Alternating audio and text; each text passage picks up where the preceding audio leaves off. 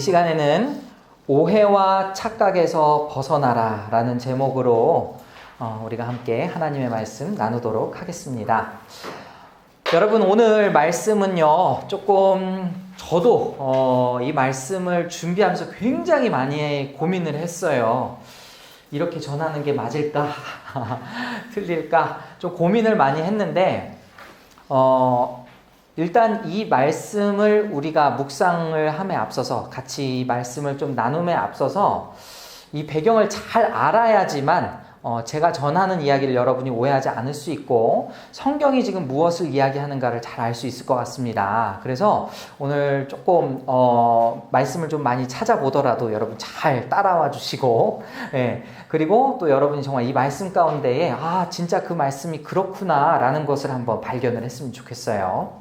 자, 오늘 본문은 여호수아서 22장의 말씀입니다. 그리고 여러분은 지금까지 이제 창세기부터 쭉 이제 모세 오경을 다 공부를 했고 이제 여호수아도 계속 쭉 살펴보고 있는데, 아마도 여러분은 과거에 이제 이스라엘 백성 가운데에 세 개의 지파가 요단강의 동편에 머무르게 되었던 일을 여러분 기억하실 겁니다. 그렇죠? 네, 르우벤 지파와 므낫세 반 지파, 그죠? 네, 그리고 또 어디죠?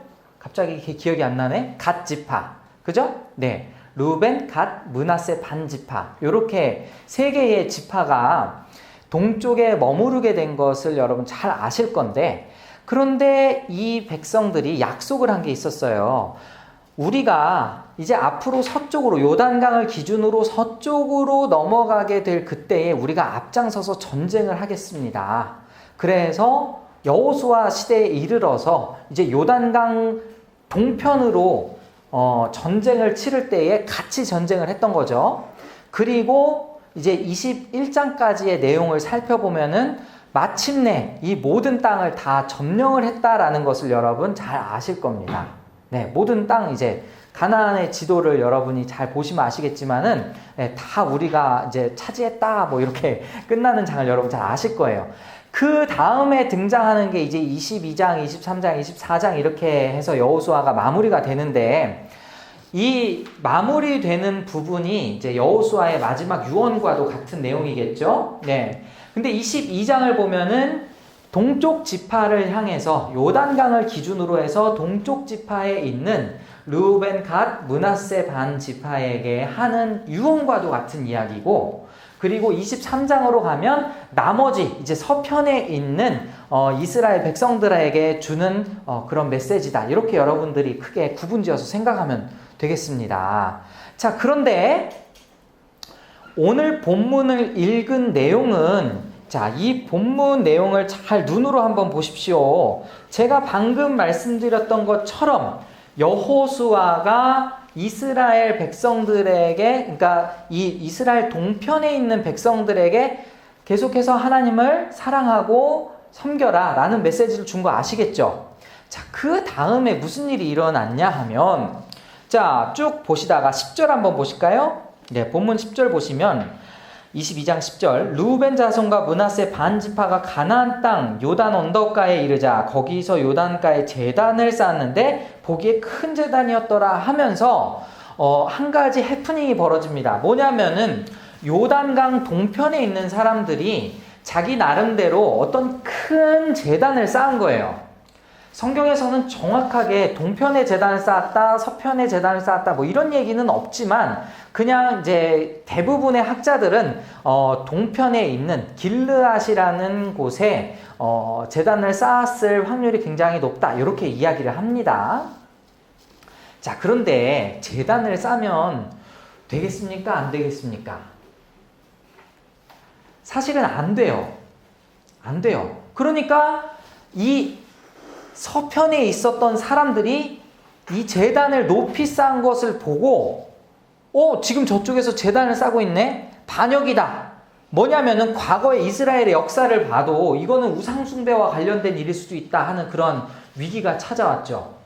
더군다나 공동체를 하나라고 생각한다면은 지금 동쪽에 있는 지파들이 만약에 범죄할 경우에 하나님이 그냥 동쪽 지파만 치는 게 아니고 이스라엘 백성 전체를 친단 말이에요. 그죠? 그러니까 이러한 것의 위협을 느끼고 이제 안 되겠다 해가지고 이 서쪽에 있는 이스라엘 백성들의 지도자들을 그 10지파, 므낫세 반지파, 나머지 반지파도 이쪽에 있으니까 10지파의 사람들, 지도자 셋씩 모아가지고 이제 회의를 열게 되죠. 그때 또 비느하스가 앞장을 서게 되는데, 비느하스가 어떤 사람이었습니까? 옛날에 음란죄를 범했을 때에 단창으로 그냥 즉결 심판을 했던 그런 결단력 있는 사람이었잖아요. 그런 사람과 함께 이제 딱 가가지고 이스라엘 백성들이 이 서쪽에 있는 지파와 동쪽의 지파에 약간의 어떤 긴장 상태가 놓였습니다. 근데 이제 여기서 이제 그나마 다행인 거는 그냥 막 냅다 그냥 공격을 한 건 아니고 먼저 대화를 시도했죠. 대화를 시도하니까 이 대화의 내용이 어떻습니까? 대화의 내용을 또 한번 찾아보겠습니다. 자, 21절부터 시작을 하는데요. 21절 하면서 쭉 보시면 22절부터 제가 읽어드리겠습니다. 전능하신 자 하나님 여호와, 전능하신 자 하나님 여호와께서 아시나니 이스라엘도 장차하리라. 이 일이 만일 여호와를 거역함이거나 범죄함이거든 주께서는 오늘 우리를 구원하지 마옵소서 하면서 하나의 자기의 결백을 주장을 합니다. 이거는 우리가 반역하려고 지은 제단이 아닙니다. 이 제단에서 우리가 제사를 지내려고 하는 게 아닙니다. 이것은 그냥 하나의 모형일 뿐입니다. 나중에 시간이 지났을 때에 이스라엘의 서쪽 지파에서 이스라엘의 동쪽을 보고, 요단의 서쪽 지파에서 요단의 동쪽 지파를 보고 너는 우리와 다른 남남이야 이렇게 할 것이 우려될까봐 우리도 신앙의 정체성을 위해서 어떤 그 기념을 할 수 있는 그런 제단을 쌓은 것 뿐입니다. 이렇게 지금 이야기를 하고 있어요. 그리고 이 상황에서 또 하나 이야기하는 것은 우리 자손들도, 그러니까 동쪽 지파에 있는 자손들도 하나님 앞에 그 신앙을 잘 간직할 수 있도록 우리가 이렇게 한 것입니다. 이렇게 이야기를 하죠. 그랬더니 이스라엘 백성들이 이 이야기를 듣고 어떻게 반응을 합니까? 자, 33절을 한번 보십시오. 그 일이 이스라엘 자손을 즐겁게 한지라. 이스라엘 자손이 하나님을 찬송하고 르우벤 자손과 갓 자손이 거주하는 땅에 가서 싸워 그것을 멸하자는 말을 다시는 하지 아니하였더라. 르우벤 자손과 갓 자손이 그 제단을 에시라 불렀으니 우리 사이에 이 제단은 여호와께서 하나님이 되신 증거라 함이었더라 라고 하면서 훈훈한 마무리가 지어집니다. 그렇죠? 싸우지 않고 잘 끝났어요. 자, 여기에서 혹시 이상한 거 발견한 사람? 제가 조금 이 스토리를 간략하게 여러분한테 빠르게 설명을 하기 위해서 제가 디테일한 내용을 잠시 생략을 하고 말씀드렸는데 충분히 이해가 가시죠? 네. 자, 이스라엘 백성들은 요단을 기준으로 이제 지도를 한번 보시겠습니다. 자, 전체 지도를 한번 보시면 요단강을 기준으로 해서 동편에는 므낫세, 그죠? 르우벤, 갓, 요렇게 3개의 지파가 있고 서쪽에는 나머지 10개의 지파가 있습니다. 그렇죠? 지금 이 지도를 우리가 잘 염두에 두어야 알 수 있는 얘기인 것이 동쪽에서 지금 단을 쌓았다라고 했는데 여기 대충 제가 길르앗이라고 한 부분이 있잖아요. 그죠? 보이시죠? 그 갓지파 있는 그 노란 땅에, 그죠? 거기에 어딘가에 있을 수 있다라고 한 거지 제가 확실한 거는 여러분께 말씀을 못 드리겠어요. 아무튼지 간에 여기다 제단을 쌓은 것이고, 그리고 요 이스라엘이 모든 요단 땅을 점령이 다 마치고 나서 있었던 일이 바로 이런 일이었더라라는 것을 제가 설명을 해드린 겁니다. 이해하셨죠? 이게 딱 요단강의 가운데 있기 때문에 진짜로 말 그대로 자칫하면 갈라질 수도 있는 그런 위기다. 그렇게 우리가 생각을 해보면 될 것 같아요. 자, 그런데 제가 여기서 의문을 갖는 것은 이제 여기서부터는 좀 여러분이 제 이야기에 동의를 하든지 동의하지 않든지 일단 여러분의 판단을 요구하는 부분입니다. 잘 들어보세요. 지금 하나님께서 애초에 모세에게 약속하신 가나안 땅은 이 요단강을 기준으로 동쪽과 서쪽 모두를 얘기한 것이었을까요? 아니면 서쪽만을 이야기한 것이었을까요?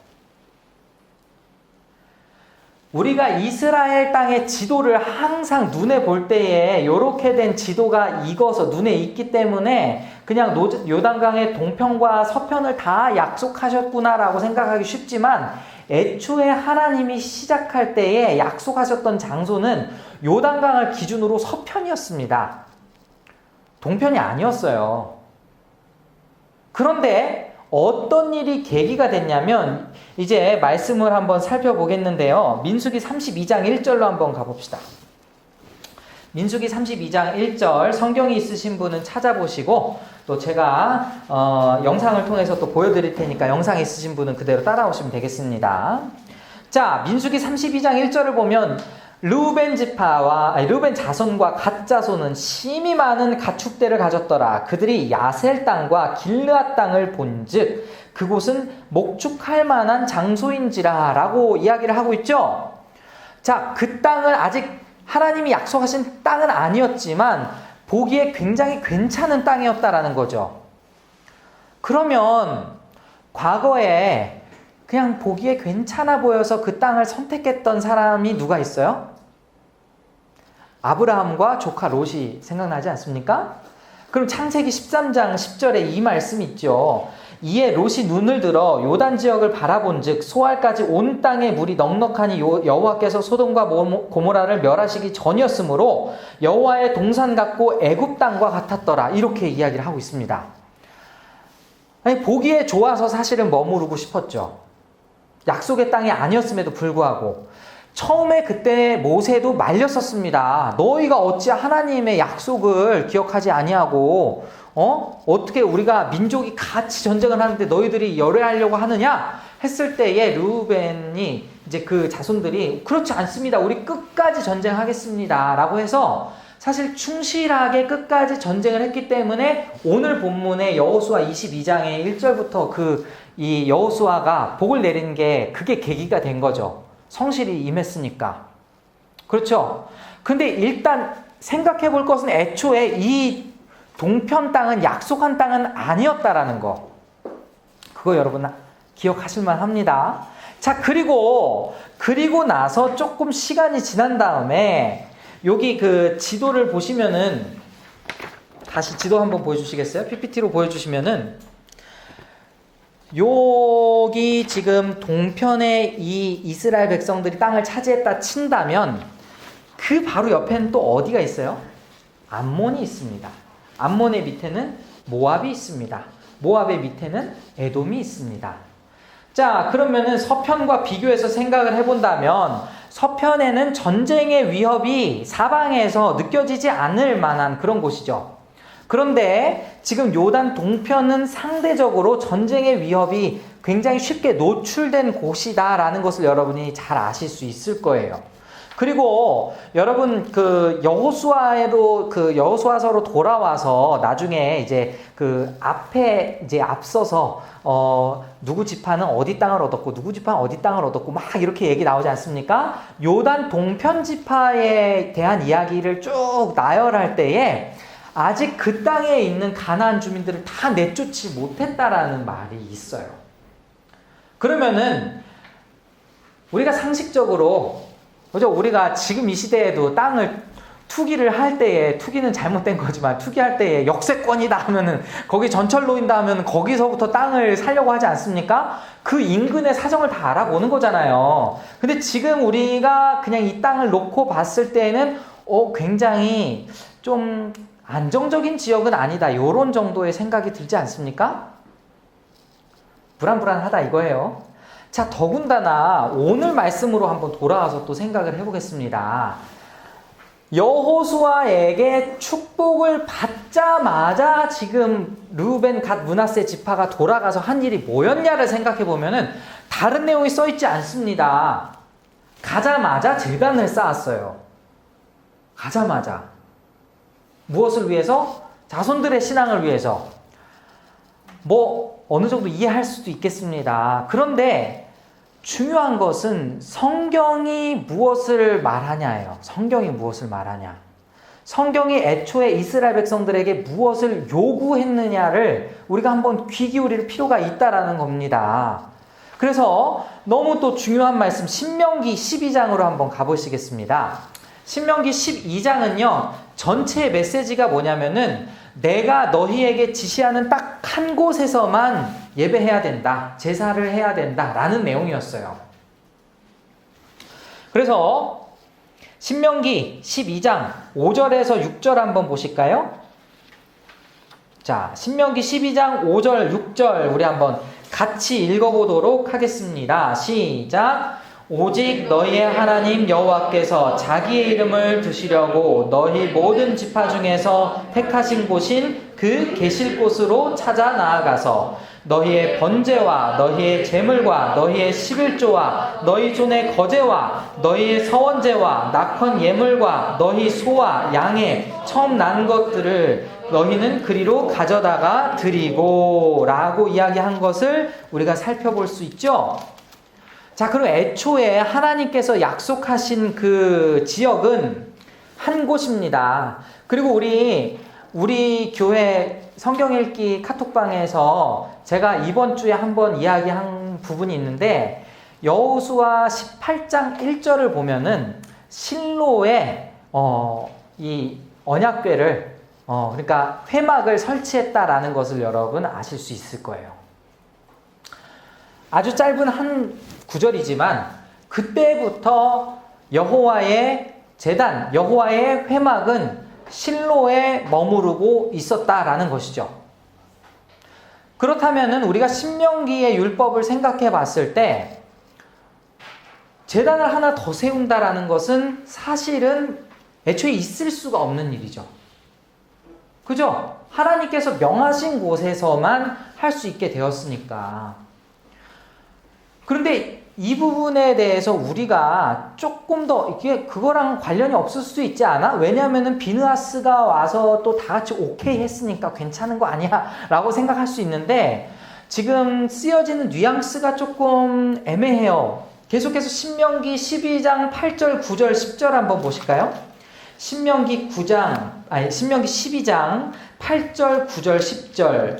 제가 PPT로는 8절과 10절을 올렸는데요. 보니까 9절도 중요해서 또 한번 읽어보도록 하겠습니다. 신명기 12장 8절에서 10절 시작! 우리가 오늘 여기에서는 각기 소견대로 하였거니와 너희가 거기에서는 그렇게 하지 말지니라. 너희 하나님 여호와께서 주시는 안식과 기업에 아직은 이르지 못하였거니와 너희가 요단을 건너 너희 하나님 여호와께서 너희에게 기업으로 주시는 땅에 거주하게 될 때 또는 여호와께서 너희에게 너희 주위의 모든 대적을 이기게 하시고 너희에게 안식을 주사 너희를 평안히 거주하게 하실 때에 라고 되어 있죠.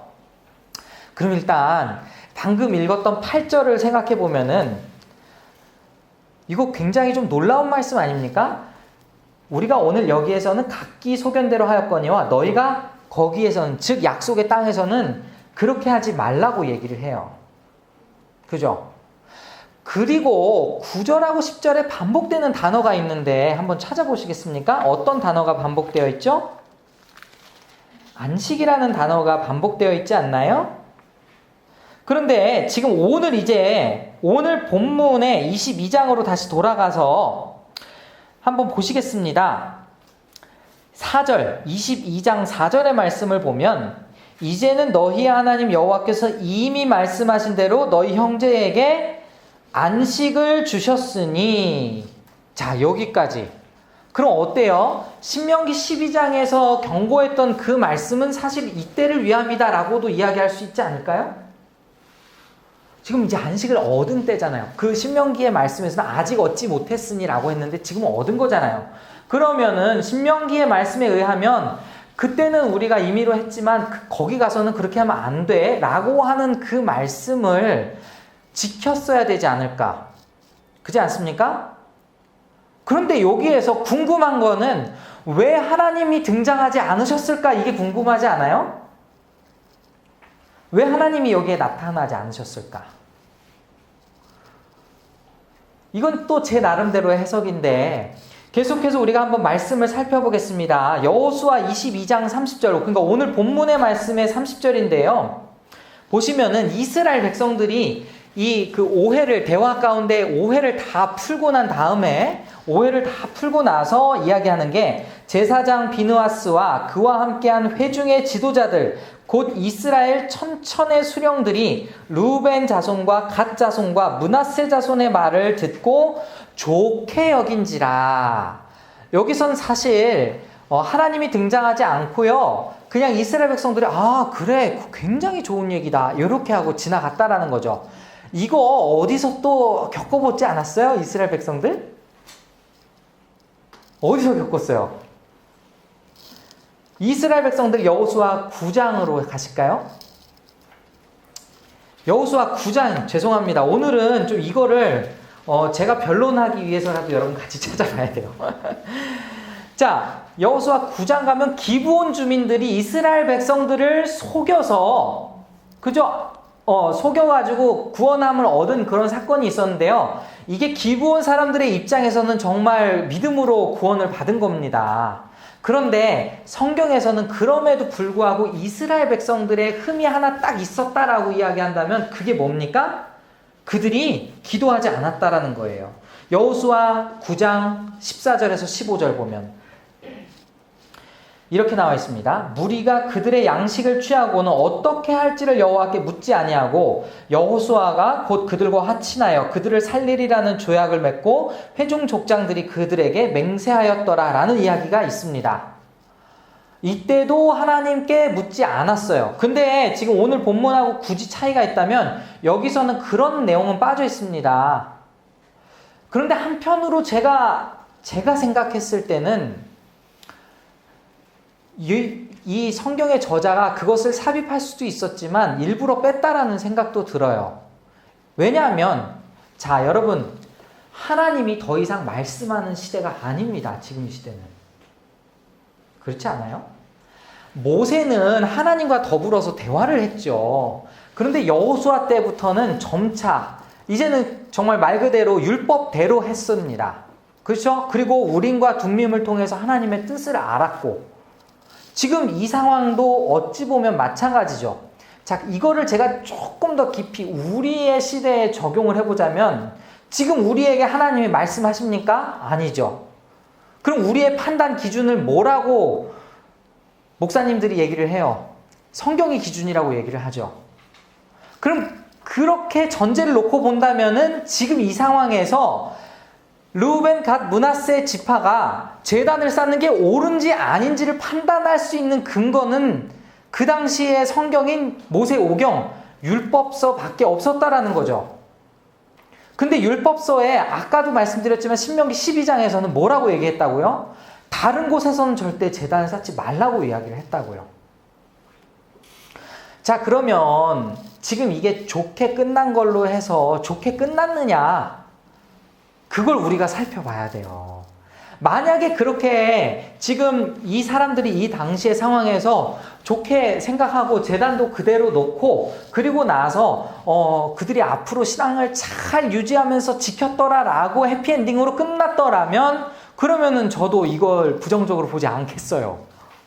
이제 제가 조금 약간 설득력 있는 얘기 한 건가요, 여러분한테? 근데 안타깝게도 여러분, 시간이 지날수록 이 동편과 서편의 갈등이 생기죠. 일단은 오늘 말씀에서 잠깐의 힌트가 드러나는데 그게 어디 있냐면은 22장 19절에 가면 22장 19절을 보면 이런 말씀이 있어요. 여호수아 22장 19절. 그런데 너희 소유지가 만일 깨끗하지 아니하거든 여호와의 성막이 있는 여호와의 소유지로 건너와 우리 중에서 소유지를 나누어 가질 것이니라. 자, 전체가 여호와의 소유지가 아니죠. 맞습니까? 동편은 너희의 소유지고 서편은 여호와의 소유지예요. 애초에 약속을 받은 땅이 아니라는 것도 알고 있었다라는 뜻이죠. 왜냐하면은 지금 만일 깨끗하지 아니하거든. 야, 니네들 거기가 그렇게 마음에 들지 않고 깨끗하지 않으면 다 넘어와. 그럼 되는 일이지. 이렇게 이야기를 하는 겁니다. 그렇죠? 분명히 지금 동편과 서편의 땅 소유지의 주인을 굉장히 좀 다른 뉘앙스로 설명을 하고 있죠. 안타깝게도 나중에 입다가 등장하는 사사시대에 입다가 등장하는 그때에 동편과 서편의 갈등이 생깁니다. 그래서 에브라임과 싸움이 벌어져요. 지금 에브라임 하면 어딥니까? 여기잖아요. 요단강 여기. 네? 서편에 있는, 그죠? 네. 나중에 기회 되면 이야기하겠지만 우리가 또 성경을 읽으면 알겠지만은 쉽볼렛이라고 해봐라 해서 쉽볼렛 요 차이의 구분을 두고 동족을 42,000명이나 죽였단 말이에요. 이거 엄청난 갈등 아닙니까? 그리고 죄송하지만 나중에 시간이 더 지나서 아수르에 의해서 이스라엘 백성들이 공격을 당할 때 가장 먼저 비참하게 무너진 땅이 어디냐? 요단 동편이죠. 왜? 지리적으로 그렇게 될 수밖에 없는 구조니까. 그러면 우리가 미래를 다 안다 치고 과거로 돌아가서 여러분이 르우벤, 갓, 므낫세 반 지파의 지도자들하고 친한 지인이에요. 그렇게 생각을 해본다면 가라고 하겠어요? 말라고 하겠어요? 거기 머무르라고 하겠습니까? 말라고 하겠습니까? 저라면 뜯어 말리지 않겠어요? 뜯어 말릴 것 같아요. 그렇지 않겠어요? 자, 이제 그러면은 제가 하고 싶은 얘기 다 했어요. 오늘 설교 제목이 뭐예요? 네? 오해와 착각에서 벗어나라. 자, 오해는 어떤 오해였습니까? 첫 번째로 한 오해는 뭐냐면은 1차적으로 22장만 놓고 봤을 때에 이스라엘 동쪽과 서쪽이 서로 대화를 안 해서 이 제단 자체를 갖고 싸울 뻔했던 게 오해였다라는 거죠. 그럼 착각은 뭐였습니까? 조금 더 크게 얘기하자면은 애초에 이 동편을 차지한 것 혹은 제단을 쌓아도 괜찮다고 생각한 것이 착각이었죠. 그럼 이제부터 오늘 본문에 들어가도록 하겠습니다. 22장 1절에서 6절까지. 그럼 오해와 착각에서 벗어나려면 뭘 해야 되느냐요? 오해와 착각에서 벗어나려면 다시 하나님의 말씀에 순종하는 방법밖에 없습니다.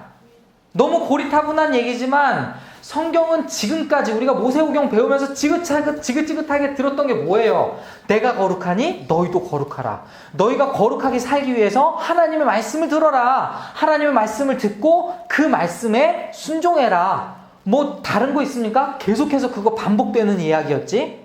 그럼 오늘 이 여호수아의 22장에서 핵심 포인트는 뭐냐면 이렇게 막 제단을 쌓아서 싸울 뻔했다가 화친했다. 와, 그러니까 오늘 우리 이 말씀처럼 교회에 갈등이 있을 때 우리 대화로 풉시다. 이렇게 끝내면 참 은혜로울 것 같아요. 하지만 더 본질적인 이야기는 애초에 여호수아가 그들을 보내면서 했던 말씀이 훨씬 더 중요하다는 거예요. 제단 쌓은 거 좋다 칩시다. 동편에 사는 거 괜찮다 칩시다. 어느 전제가 깔려 있어야 되냐면은 하나님을 사랑하고 그 말씀에 순종하는 것. 그것이 전제가 된다면 동편도 행복하게 살 수 있는 거죠. 오늘 본문 다시 한번 보실까요? 이제는 우리가 이 22장 1절에서 6절까지가 조금 다른 의미로 보일 것 같아요. 그때의 여호수아가 르우벤 사람과 갓 사람과 므낫세 반 지파를 불러서 이제 동편과 작별하기에 앞서서 그들에게 이르되 여호와의 종 모세가 너희에게 명령한 것을 너희가 다 지키며 또 내가 너희에게 명령한 모든 일에 내가 내 말을 순종하여 너희가 내 말을 순종하여 즉 뭡니까? 전쟁에서 니네가 앞서줬기 때문에 오늘까지 날이 오래도록 너희가 너희 형제를 떠나지 않고 오직 너희 하나님 여호와께서 명령하신 그 책임을 지키도다. 이건 굉장히 살만해요. 그러니까 정말 높일만해요. 그런데 자 4절 그러니까 하나님이 자 여기서 여러분이 제 이야기를 착각하면 안 되는 거 애초에 거기 갔었으면 안 돼로 결론을 내리면 좀 이상해져 버립니다. 왜냐하면 우리는 미래를 아는 입장에서 하는 얘기지만 그네들 입장에서 미래를 모르잖아요.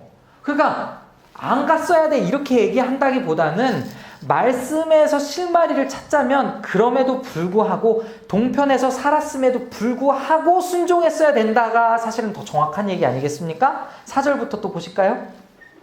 이제는 너희 하나님 여호와께서 이미 말씀하신 대로 너희 형제에게 안식을 주셨으니 그런즉 이제 너희는 여호와의 종 모세가 요단 저쪽에서 너희에게 준 소유지로 가서 너희의 장막으로 돌아가되 5절 6절 같이 읽어보시겠습니다. 시작. 오직 여호와의 종 모세가 너희에게 명령한 명령과 율법을 반드시 행하여 너희 하나님 여호와를 사랑하고 그의 모든 길로 행하며 그의 계명을 지켜 그에게 친근히 하고 너희의 마음을 다하여 성품을 다하여 그를 섬길지니라 하고 여호수아가 그들에게 축복하여 보내매 그들이 자기 장막으로 갔더라. 아멘. 자, 22장 5절의 말씀은 어디에 있었던 말씀이죠? 신명기 6장에 있었던 말씀이죠. 모세가 이스라엘 백성들에게 저 땅을 점령하기 전에 점령하게 되거든 이렇게 해라 라고 하면서 신명기적 율법은 뭐가 더 포인트라고 했습니까? 하나님을 사랑하라 라는 게 더 포인트라고 말씀드렸죠? 그것을 지금 르우벤 갓 므낫세 지파에게 이야기를 한 거죠. 그러니까 르우벤 갓 므낫세 지파는 그 땅에서 하나님을 사랑하며 하나님만을 경외하며 하나님만을 섬겼다면 하나님의 복을 받고 계속해서 그 땅에 평안하고 안전하게 누릴 수 있었을 것이다. 이런 생각을 해볼 수 있는 거죠. 하지만 안타깝게도 여호수아 13장인가요? 이제 르우벤 갓 므낫세 지파의 그 땅 분배를 보면은 가나안 족속 일부를 남겨두었고 그리고 적의 근처에서 계속해서 이방신의 영향을 받을 수밖에 없었을 테고 그러다 보니 서서히 무너질 수밖에 없지 않았을까? 우린 좀 이런 안타까움을 갖게 됩니다. 그렇기 때문에 이런 오해에서 벗어나려면 착각에서 벗어나려면 우리가 지금 이 땅을 살고 있는 이 시대에 하나님의 뜻을 잘 분별하려면 하나님의 말씀을 바르게 알고 순종하는 것밖에 없다라는 거예요. 제사가 중요한 게 아닙니다. 여러분 마지막으로 여러분 이 말씀을 드리고 마칠까 합니다. 나중에 사무엘상으로 가면은 최초의 사울 왕이 하나님 앞에 범죄한 사건 여러분 기억나십니까? 제사장만 할 수 있었던 제사를 왕이 다급하니까 자기가 한 거죠. 그때에 사무엘 선지자가 나타나서 왕에게 했던 권면의 말씀이 뭡니까? 사무엘상 15장 22절 사무엘이 이르되 여호와께서 번제와 다른 제사를 그의 목소리를 청종하는 것을 좋아하심같이 좋아하시겠나이까? 순종이 제사보다 낫고 듣는 것이 순양의 기름보다 나으니. 여러분 순종이 제사보다 낫습니다. 여러분은 선택을 하면서 산다라고 생각할지 모르지만 그 선택 여러분이 잘했다 잘못했다 뭐 할 수가 있어요? 없죠. 내가 배우자를 선택함에 있어서 선택한다라고 표현을 하지만 우리의 이 말로 근데 이게 정말 맞는 길이었는지 아니었는지 막 자기 배우자한테 물어보면 혼나죠. 잘못 선택했어 이렇게 얘기하면 혼나잖아요. 그런데 그보다 더 중요한 것은 내가 그 상황 가운데 순종했느냐죠. 내가 이 직장이 맞아 저 직장이 맞아 내가 선택을 한다고 생각할지 모르지만 더 깊은 삶의 원리는 순종하는 삶이죠. A의 직장을 선택했든 B의 직장을 선택했든 나에게 주어진 삶은 순종하는 삶이어야 한다라는 겁니다. 나에게 주어진 삶은 말씀을 기준으로 순종하는 삶, 그것이 바로 신자의 삶인 줄 믿습니다. 여러분 이제 지금 포스트 모던 시대이기 때문에 더군다나 교회가 무엇이 옳고 무엇이 그른지 정말 제각기 말하는 게 다르기 때문에 분별하기가 너무 힘든 시대예요. 저는 제가 옳다고 이야기하는 거 아닙니다. 그럼에도 불구하고 여러분이 여러분의 각자의 삶이 하나님 앞에 옳은 삶이었냐 바른 삶이었냐 제가 판단하는 게 아니고 하나님이 판단하시는 거잖아요. 그렇게 생각해 본다면 여러분 답은 말씀 앞에 순종하는 것밖에 없다라는 것입니다. 우리가 정말 이 땅 가운데에 하나님께서 우리의 사명, 맡겨주신 사명 다 했다. 이제 돌아와라 하실 그때까지 정말 치열한 영적 전쟁이 있을 것입니다. 그 가운데 오늘 이 말씀을 기억했으면 좋겠어요. 아마 집에 가셔서 유튜브 다 찾아보고 네이버 다 뒤져보면 이거 다 긍정적인 얘기밖에 없습니다. 네, 훈훈한 마무리로 끝나는 긍정적인 얘기밖에 없어요. 그러나 그럼에도 불구하고 그것을 떠나서 포인트, 정말 여호수아가 이 르갓무 지파에게 권면했던 그 말씀 여러분 꼭 기억하시고 순종하는 삶을 사시기를 간절히 소원합니다.